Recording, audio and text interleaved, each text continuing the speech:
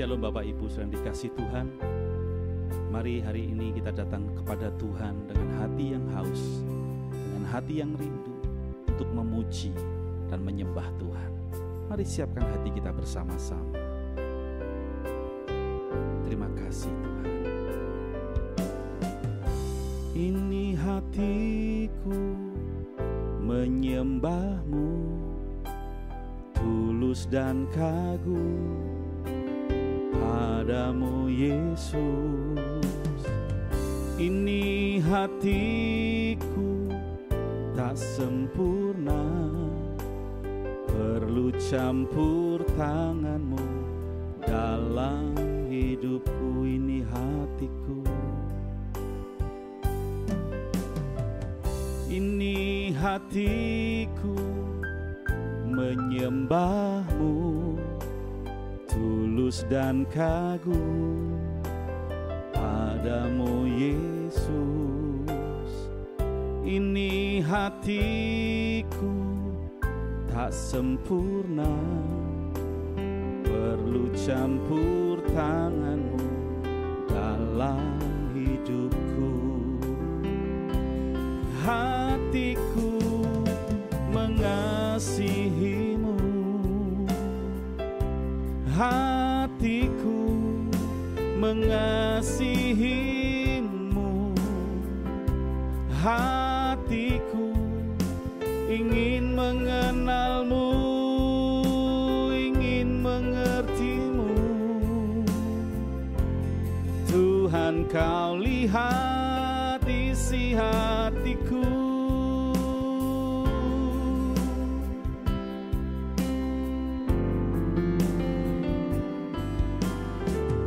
Ini hatiku menyembah-Mu, tulus dan kagum padamu Yesus.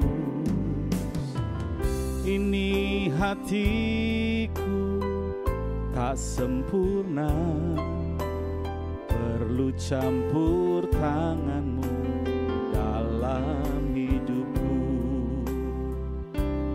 Hatiku mengasihi-Mu, hatiku mengasihi-Mu, hatiku ingin mengenal-Mu, ingin mengerti-Mu. Tuhan, Kau lihat isi hatiku, hatiku, hatiku mengasihi-Mu, hatiku mengasihi-Mu,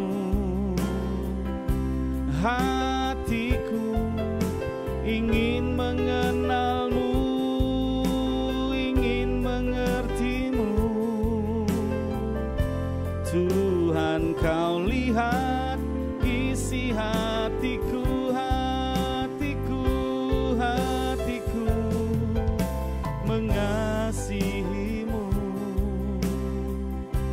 hatiku mengasihi-Mu, hatiku ingin mengenal-Mu, ingin mengerti-Mu.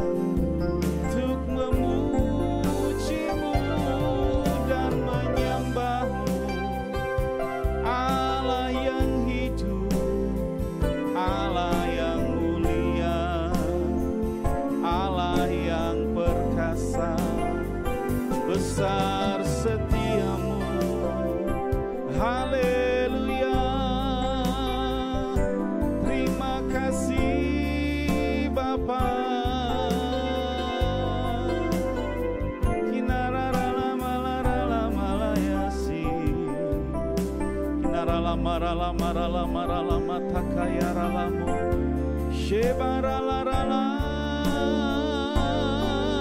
narala marala ralamu. Haleluya, terpujilah namamu Tuhan. Terima kasih. Hatiku mengasihimu, hatiku mengasihimu, hatiku ingin mengenalmu, ingin mengertimu. Tuhan, kau lihat isi hatiku, hatiku mengasihimu, hatiku mengasihimu, hatiku ingin mengenalmu, ingin mengertimu. Tuhan, kau lihat isi hatiku, Tuhan, kau lihat isi hatiku, Tuhan, kau lihat isi hatiku. Saatnya kami akan mendengarkan firman-Mu. Urapi setiap kami supaya kami semakin mengerti akan kehendak Tuhan. Urapi juga hamba-Mu yang menyampaikan firman, biarlah kuat kuasa pengurapan Allah yang limpah memampukan hamba-Mu menyatakan akan isi hati Tuhan. Terima kasih Bapa, terpujilah nama-Mu kekal selamanya. Di dalam nama Tuhan Yesus Kristus kami berdoa dan mengucap syukur. Haleluya. Amin. Mau tahu penghalang doa dalam kehidupan saudara? Kita akan belajar bareng-bareng ya. Tema firman Tuhan yang saya sampaikan hari ini adalah penghalang doa. Jadi saudara yang terkasih, kita perlu amati, perlu cermati, ternyata doa itu mungkin saja tidak dijawab Tuhan, itu ada penghalangnya. Saudara tahu, ada penghalang doa yang membuat doa kita tidak dikabulkan. Wow, kita akan belajar bareng-bareng. Ada 3 hal yang perlu saya sampaikan. Yang pertama, penghalang doa dalam kehidupan kita adalah hubungan suami istri yang tidak benar. Saya ulangi ya. Penghalang doa yang pertama adalah hubungan suami istri yang tidak benar. Jadi kalau hubungan suami istri sudah tidak benar, maka doamu tidak dijawab Tuhan. Koreksi kalau salah. Jadi, saudara yang terkasih dalam nama Yesus, doa kita bisa dijawab Tuhan kalau hubungan kita antara suami dan istri itu benar. Tetapi kalau antara istri dengan suami sudah tidak benar hubungannya, rumah tangganya sudah tidak benar, gimana Tuhan mau jawab doa? Itu loh ya. Kita buka dalam 1 kitab Petrus pasal 3 ayat yang ke-7, demikian bunyi firman Tuhan. 1 Petrus 3 ayat yang ke-7, demikian bunyi firman Tuhan. Demikianlah juga kamu, perhatikan, hai suami-suami, hiduplah bijaksana dengan istrimu. Terus, sebagai kaum yang lebih lemah. Jadi wanita itu lebih lemah daripada pria. Jadi kalau ada orang yang berantem, suaminya, Anda itu keliru. Nggak mungkin istrimu bisa menang melawan kau laki-laki. Jadi nggak usah sok-sokan. Lawan tuh bodyguard tuh kalau lo jago itu. Jadi jangan menjadi suami itu, sama istri aja berani. Sama istri orang lembut. Apaan tuh? Sama istri sendiri berani. Begitu sama orang takut. Laki-laki macam apa seperti begitu? Perhatikan sekali lagi ya, perhatikannya. Hormatilah mereka sebagai teman pewaris dari kasih karunia. Jadi Anda punya istri itu kasih karunia, paham? Anda punya pasangan itu kasih karunia. Paham ya sampai di sini ya? Saudara apa harus paham kalau Anda punya istri itu kasih karunia Tuhan. Pahami itu. Yaitu kehidupan supaya doamu jangan terhalang. Perhatikan, supaya doamu jangan terhalang. Jadi penghalang doa yang pertama adalah hidup suami istri yang tidak benar, saudara. Suaminya egosentris, maunya menang sendiri, tidak bisa ditegur, tidak mau minta maaf. Suami macam apa seperti begitu? Maunya menang sendiri, Itu sama seperti apa? Seperti begitu. Ego, pingin dihormati, pingin dihargai, pingin dilayani. Semua pingin cemepak. Cemepak itu apa? Pingin tersedia ya. Apa-apa pingin diladeni. Ini suami macam apa? Saudara yang terkasih dalam nama Yesus, ketika engkau sebagai suami, engkau membantu pekerjaan istrimu, bukan berarti derajatmu lebih rendah loh. Itu kehormatan itu. Itu yang dinamakan bijaksana. Jadi bijaksana di sini bukan pinter mikir, pinter golek duit, pinter ngakali uang, bukan itu bijaksana. Tapi Anda begitu membantu pekerjaan istrimu, membantu pekerjaan di rumah tanggamu, itu bijaksana. Jadi jangan sok-sokan mentang-mentang lu S1, S2, S3, tapi tidak mau peduli akan urusan rumah tangga, egosentris, pengen dihargai, tidak mau menjamah sedikit pun pekerjaan rumah. Itu bukan bijaksana, jangan sombong. Nah, saudara yang terkasih dalam nama Yesus, rumah tangga kalau sudah tidak benar, suami dan istri saling menutupi, aduh gimana doa mau dikabulkan? Makanya perlu yang namanya sehati, sepakat. Bukankah firman Tuhan berkata 2-3 orang berkumpul dalam nama Tuhan Yesus dengan sehati, Tuhan mendengarkan. Kuncinya sehati, bukan seragam. Ya toh? Jadi kalau suami istri, anak ya pakai seragam bagus, tapi kalau hatimu tidak sehati, kurang bagus. Itu dia perhatikan itu. Saudara yang terkasih dalam nama Tuhan Yesus Kristus, kita dalam hidup ini sering sekali ingin doanya dikabulkan, ingin doanya dijawab Tuhan, Tuhan berkati saya ini, saya itu, saya ini. Tapi kalau hidup rumah tanggamu tidak benar, tidak ditata dengan rapi, tidak mencari Tuhan rumah tanggamu, yang satu ke kanan, yang satu ke kiri, tidak ada keharmonisan, justru ada perselingkuhan, di situ Tuhan marah besar. Jangan harap doa bisa dikabulkan. Itu sudah tidak benar. Maka daripada itu, saudara yang terkasih dalam nama Yesus, mari dalam kehidupan kita, jangan cuma janji nikah doang yang di depan hamba Tuhan, di depan umat Tuhan. Wah, janji nikahnya, wah muluk-muluk. Saya akan menerima sakit ataupun sehat, miskin ataupun kaya. Aduh men, udahlah. Jadi saudara jangan terlalu terkecoh dengan janji iman ini, janji iman, tapi janji nikahmu gak kau pedulikan. Apa gunanya? Rumah tanggamu beres dulu. Itu yang pertama. Rumah tangga kita beresi di hadapan Tuhan. Baru kita memikirkan yang lain. Tapi kalau rumah tangga kita sudah tidak benar, ya toh, gimana doa kita mau dijawab Tuhan? Itu Tuhan gak suka. Ini kan sudah jelas ayatnya. Supaya doamu jangan terhalang. Jadi penghalang doa yang pertama itu, menghormati istri sebagai teman pewaris, hidup bijaksana dalam rumah tangga. Itu perlu diperhatikan saudara-saudara terkasih. Karena sekarang zamannya musim apa? Kalau saudara lihat ya, musim sekarang itu musim Yudas. Yang lagi viral sekarang itu musim Yudas. Jangan kita menjadi Yudas Iskariot menjual Tuhan Yesus demi wanita lain. Jangan kita menjadi Yudas menjual Tuhan Yesus demi harta, jabatan, profesi, apapun itu, karir apapun. Jangan seperti itu saudara. Yang penting paling pertama adalah hidup rumah tangga kita, bagaimana kita rapikan dalam hidup kita di hadapan Tuhan, sehingga apa? Sehingga doa kita tidak terhalang. Itu kuncinya. Yang paling pertama itu. Jadi yang lain-lain menyusul.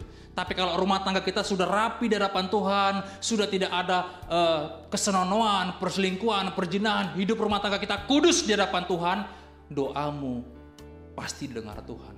Itu kuncinya.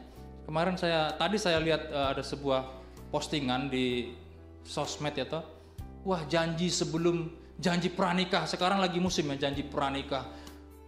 Saya berjanji si A, si B, apabila selingkuh, disengaja atau tidak disengaja, maka harus meninggalkan rumah tanpa membawa harta apapun. Tidak boleh melihat anak demi alasan apapun. Tidak ada harta gono gini, bahkan diviralkan, dipermalukan. Demikian janji pranikah. Wah, ngeri banget. Tapi kayaknya ada benernya juga, supaya jangan ada perceraian, supaya jangan ada perselingkuhan. Ada benernya juga. Karena kadang-kadang orang Kristen ini menyepelekan, mentang-mentang hidup dalam kasih karunia Tuhan, dia pikir doanya dijawab Tuhan. No, kalau hidup rumah tanggamu tidak beres di hadapan Tuhan, tidak benar, doamu akan terhalang. Itu kata firman Tuhan, bukan kata saya, tapi kata firman Tuhan. Paham ya? Yang kedua, penghalang doa yang kedua adalah karena dosa. Kita buka dalam Yesaya pasal 59. Perhatikan di sana, kitab Yesaya pasal ke-59. Yesaya 59 ayat yang pertama dan kedua. Demikian bunyi firman Tuhan. Sesungguhnya Tangan Tuhan tidak kurang panjang untuk menyelamatkan, dan pendengarannya tidak kurang tajam untuk mendengar. Tetapi yang merupakan pemisah antara kamu dan Allahmu ialah segala kejahatanmu. Ialah segala kejahatanmu, dan yang membuat dia menyembunyikan diri terhadap kamu sehingga ia tidak mendengar ialah segala dosamu. Jadi penghalang doa yang kedua adalah dosa-dosa kita. Saudara yang terkasih dalam nama Tuhan Yesus Kristus, meskipun kita ngotot, meskipun kita sepertinya getol banget, iman kita sepertinya menyala-nyala, tapi kalau hidupmu dalam dosa, jangan harap doamu dikabulkan Tuhan. Itu intinya, saudara. Jadi ada penghalang doa dalam kehidupan kita. Itu perlu kita periksa. Ada nggak dalam kehidupan kita? Kalau kita hidup dalam dunia perjinahan, dunia pornografi, perselingkuhan, hidup ngemplang uang orang lain, hidup tidak benar, ngomong-ngomong yang kotor, rumah tanggamu berantakan, tidak kau tata rapi, rumah tanggamu tidak mencari Tuhan, dan kau berharap doamu didengar Tuhan, Anda salah. Anda salah, saudara. Jadi perhatikan, saudara. Jangan ngotot supaya doamu dikabulkan kalau engkau masih hidup dalam dosa. Itu gak bakal dikabulin Tuhan. Yang terakhir, yang ketiga, penghalang doa yang ketiga adalah salah berdoa. Yakobus pasal 4. Yakobus pasal 4, demikian bunyi firman Tuhan. Perhatikan di sana ayat yang ketiga. Demikian bunyi firman Tuhan. Perhatikan. Atau kamu berdoa juga, tetapi kamu tidak menerima apa-apa. Anda sudah berdoa tapi tidak terima apa-apa. Karena kamu salah berdoa, sebab yang kamu minta itu hendak kamu habiskan untuk memuaskan hawa nafsumu. Jadi doa, kalau mau didengar Tuhan, motivasinya harus benar. Motivasinya harus lurus. Tuhan berkata saya mobil, supaya saya bisa gini. Wah, supaya saya bisa ngelancangi mobil. No.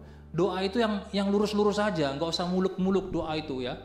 Doa itu yang penting kita takut akan Tuhan, badan sehat selalu, keluarga kita itu mencari Tuhan, itu udah doa yang paling luar biasa. Nggak usah doa minta kaya, nggak usah. Anda kalau malas minta kaya nggak bakal kaya kok. Apalagi doa Anda itu, doa Anda salah motivasi, nggak bakal dikabulkan Tuhan. Itu ya, ada 3 hal ya. Ada 3 hal penghalang doa. Yang pertama karena hidup suami istri tidak benar, yang kedua karena dosa, yang ketiga karena salah berdoa. Saya pikir ini sekelumit firman Tuhan yang perlu kita pelajari, sehingga hidup kita jangan terlalu ngotot doa kita dikabulkan, tapi kita perlu introspeksi diri kita. Kita perlu koreksi diri kita. Tuhan Yesus memberkati.